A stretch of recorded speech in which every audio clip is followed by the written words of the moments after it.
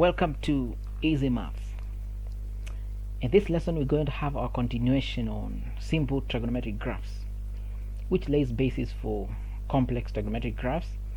And so let's move straight to today's objective. We are told we are supposed to draw the graph of y is equal to sin x for the interval 0 up to 360. And we're going to use that graph to solve the equations that are on your screen there. That is sin x equals to that, sin x equals to that. We are going to solve these simple equations using the graph. Now, as we begin, we are going to have to draw the table for x and y. Remember, y is sine of x, and therefore the x's are these ones here, the angles 0, 30, 60, 90, up to 360 degrees, and sine x are the sines of 0, like sines of x, which is a sine of 0, which is 0, sine of 30, which is 0.5, sine of 60, which is 0.87. I've rounded to 2 decimal places, and move all the way up to the sine of 360, which is 0. Now, as we said in a previous lesson, if you plot the graph or the curve y is equals to sine x, you're going to get a flow like this nature. Let's now go to the solution for sine x is equals to 0.71.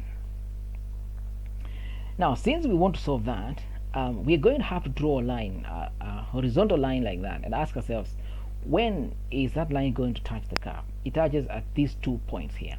There's a point there that's going down, and there's another point over there.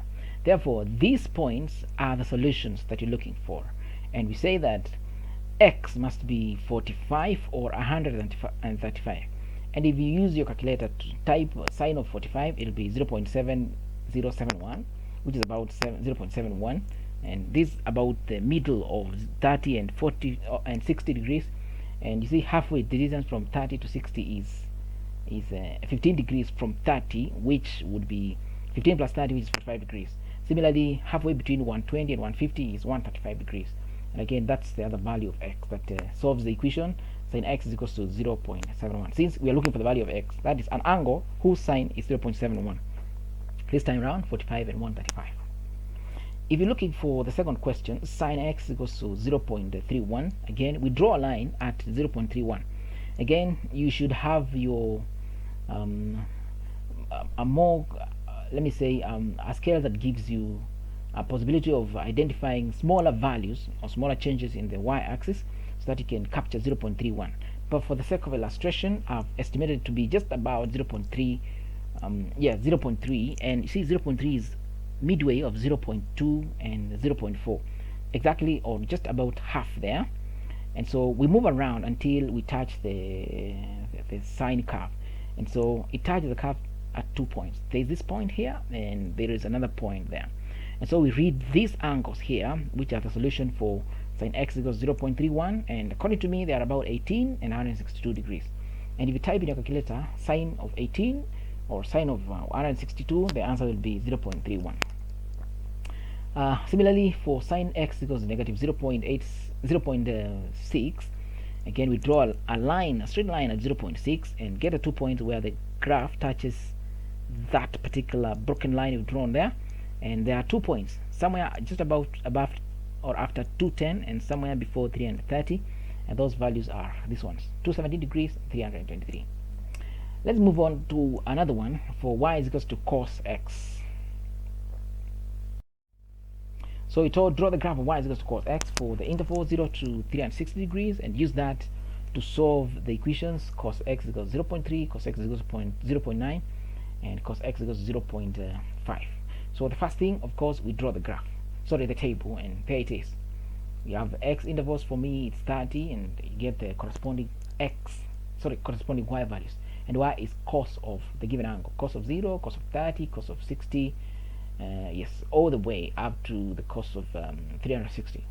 And plotting there, it'll appear like this. We looked at this in a previous lesson. Now, solving the first question, cos of x is equals to 0.3, cos of x equals 0.3, we draw a line at 0.3. So 0.3 is midway, exactly midway of 0.2 and 0.4. There's a 0 here. I think the intervals, the labeling of the y-axis were cut off. This is 0.2, 0.4, 0.6, 0.8, and 1. So this is 0.2, this is 0.4. Midway of that is 0.3. And identify the points where the curve y is equals to cos x cuts that line, and you have 2 points. There's that point there, there's another point here. So we read that those two values, and for me the x looked like 73 or 207, and as you draw more accurately you get a more accurate figure, but for the sake of this particular lesson that's just basically what you're supposed to do. Going on to cos x equals 0.9, again we're going to have to draw a line at 0.9, and it's midway of 0.8 and 0.1, 0.8 and 1, and identify the points where the curve and that line intersect. So you have 2 points, that point, and there is another point here. So you read the two angles there, and for me looks like 26 degrees and or 334 degrees. Lastly, cos of x is equals negative 0.5.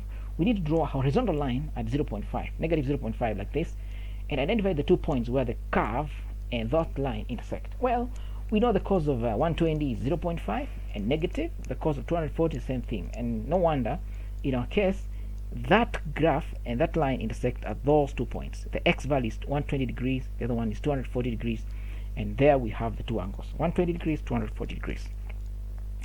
Let's turn to our last graph. Y is equals to tan x. We're told draw the graph of y is equals to tan x for the interval given there.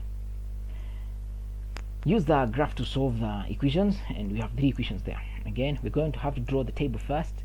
I've used them intervals and also the tans, and I think I mentioned in a previous lesson that tan increases from 0 and becomes infinite at 90.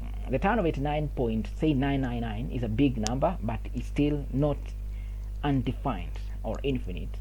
But 90 itself is infinite, and therefore the graph should look like this. We said that in a previous lesson. Now we are going to use this graph to solve tan of x equals 0.7. What do? We draw a horizontal line at y is equals to 0.7, and it's somewhere after 0.5. Ensure that you use your squares properly so that you can identify where 0.7 is. For me it looks like about that point there, and so looking for the points where the tan curve intersects that particular line, we have this point here, that one there. The only other point we have is this one here, and that tells us it's something to do with the x being 35 or 215. So the tan of 35 or tan 215 are the same, and it should be about 0.7. Again, to improve accuracy of this, you need to have a scale that is a lot more elaborate. For example, you could have like this big square representing 0.25, maybe like doubling my scale here, so that way we can get more accurate figures. But for me it looked like that, and I hope it serves a purpose for this particular lesson. Going on to tan x is equals to tan x equals to negative 1. I should say that we know the tan of 45 is 1, tan of 135 should be negative 1, tan of I think is it what else? I think the tan of 35 is 1. The tan of 135 is negative 1.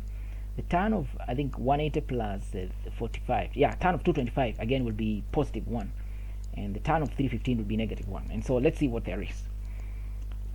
We draw a horizontal line at negative 1 like that, and therefore we get the point where the tan curve intersects that particular line we've drawn, and there's this angle here, there is another one here, and those angles are 2 of those that I mentioned, the negatives, that is 135 and 315. Try and see if you get the same answer for your operation. You can always load the video so that you try it out. Tan x is equals to 1.8. Again, you draw a horizontal line at 1.8 and identify the points where the curve and that broken line intersect, and there's that one there and there's another one there. What are those values? For me, looks like just about 61. That is 60.9 degrees or 240.9 degrees. And that's basically what I had for this particular part, as we looked at the trigonometric ratio, the graphs of trigonometric ratios, that is sine curve, cosine curve, and tan curve, and how you use them to solve simple trigonometric equations. And there it is. Always like, share, subscribe. I appreciate. Check out for the last video on this series of lessons on trigonometry 2, we're going to be looking at the solution of triangles, cosine and sine rule. Thank you.